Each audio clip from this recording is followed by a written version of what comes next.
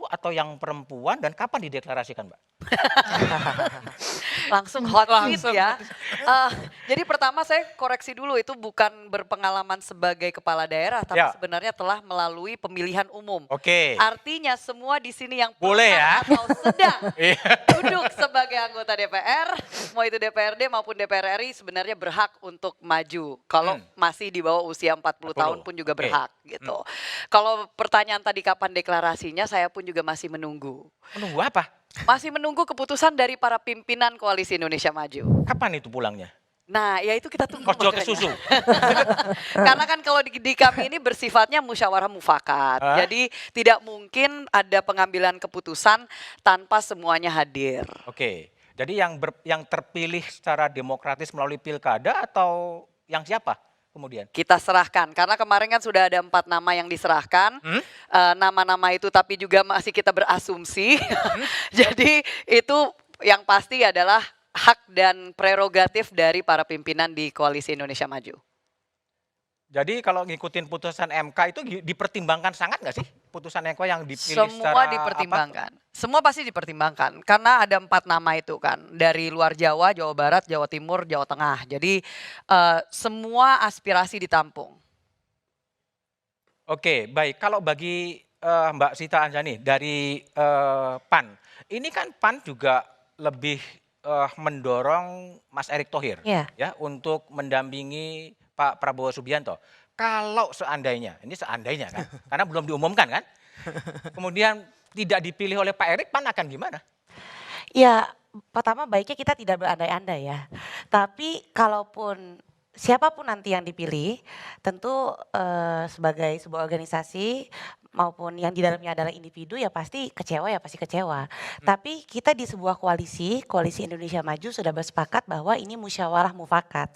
Jadi toh siapapun nanti yang pada akhirnya dipilih oleh pimpinan-pimpinan di koalisi Indonesia Maju, ya kita legowo. Dan untuk 2024 ini sudah sepakat tidak lagi mengenai siapa orangnya. Tapi bagaimana yang terpilih nanti yang terbaik untuk Indonesia dan tentunya untuk Koalisi Indonesia Maju. Jadi kita sudah tidak lagi bicara PAN maunya A, walaupun mau sih Pak Erick Thohir. Fair dong. Fair dong, Fair Jadi dong, apa? fair. Iya Agak kan? sedikit maksa gitu. Agak boleh lah, kalau perempuan gak maksa gak dilihat gitu loh ya. Iya gitu. Jadi agak maksa, bahkan hari ini ada yang sudah SKCK gitu kan. Jadinya kita senang gitu Pak Erick Thohir sudah SKCK gitu ya. Berita baik, ya kita sedia payung sebelum hujan. Tapi apapun itu nanti, siapapun yang dipilih kita legowo. Karena di Koalisi Indonesia Maju ini, bayangkan ada 2 mantan presiden Indonesia, ya presiden ke-6, ya ada Insya Allah. insya Allah juga nanti yang ke-8. Hah? Jadi tentu kita punya semangat untuk udahlah kita punya calon masing-masing, yaitu penting. Tapi ada yang lebih penting Oke. lagi, yaitu bagaimana Baik.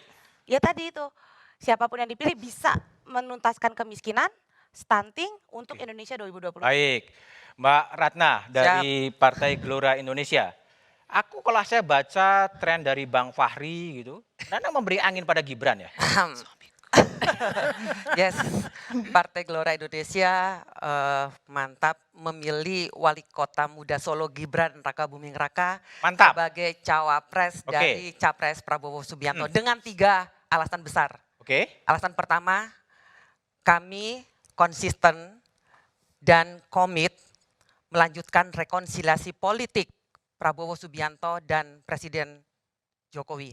Yang kedua, kami konsisten juga dan meyakini bahwa ada penambahan elektabilitas untuk capres Prabowo Subianto, terutama dari Jawa Timur dan Jawa Tengah terutama lagi dengan memilih cawapresnya adalah Gibran. Gibran. Dan yang ketiga adalah Gibran adalah representasi perwakilan generasi muda.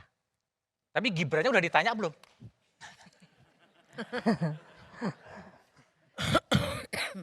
Mas Budiman, namanya politik Hah? itu selalu ada lobby-lobby, ada komunikasi-komunikasi batin politik. Lob, lo- Batin ya, komunikasi. ada lobby-lobby di kamar gelap politik. Christina Aryani. Kalau ada lobby-lobby di kamar gelap politik, itu posisi ketum Golkar Mas Airlangga gimana? Oh ini saya nih. Oh iya.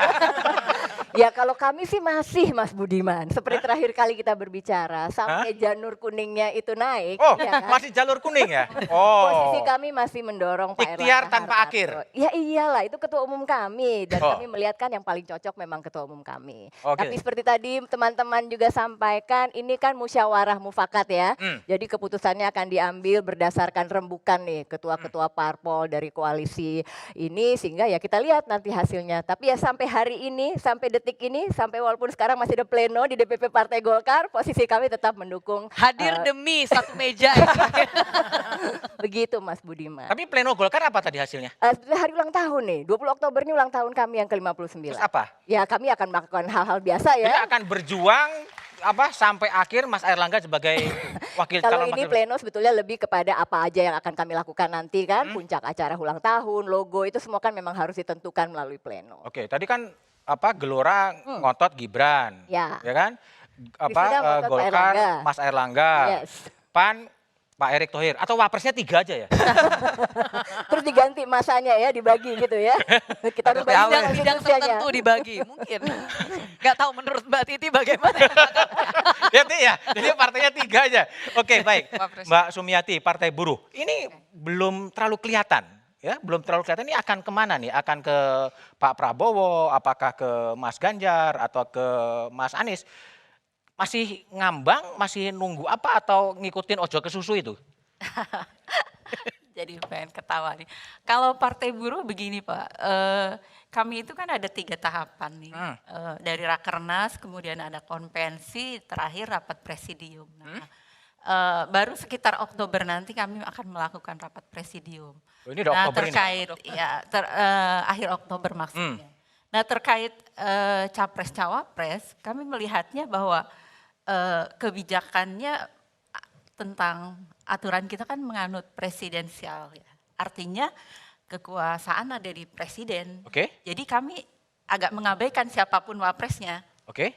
Jadi kami akan melakukan dukungan dan MOU dengan presiden, tentunya presiden yang capres ya, artinya capres yang minimalnya dia bisa meninjau ulang program Partai Buruh, yaitu meninjau ulang tentang Undang-Undang Cipta Kerja atau Oke. bahkan bisa mencabut. Oke. Itu Siapa target itu? kami. Dari antara Mas Anies, Pak Prabowo, Mas Ganjar yang mau meninjau ulang Undang-Undang Cipta Kerja siapa?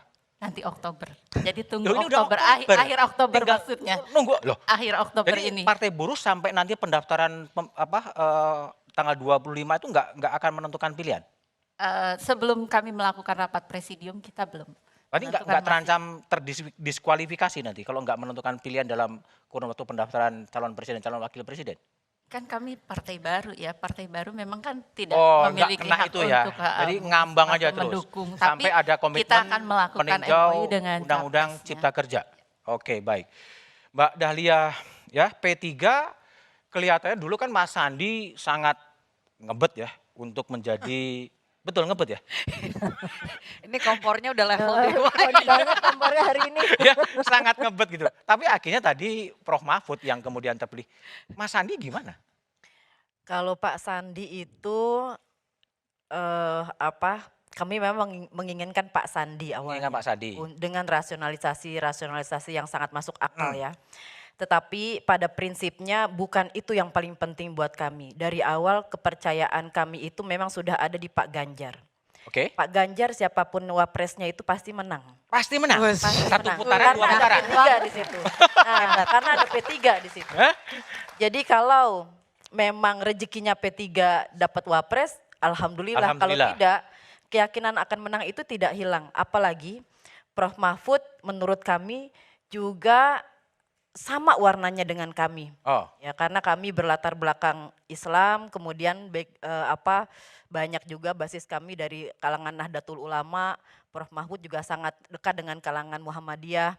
Jadi kami merasa chemistry-nya nyambung dengan Nyambung ya? siapapun, terutama dengan Prof. Mahfud sekarang. Jadi keyakinan kami adalah ini malah memudahkan kami ya untuk memperjuangkan Pak Ganjar Mahfud terpilih 2024.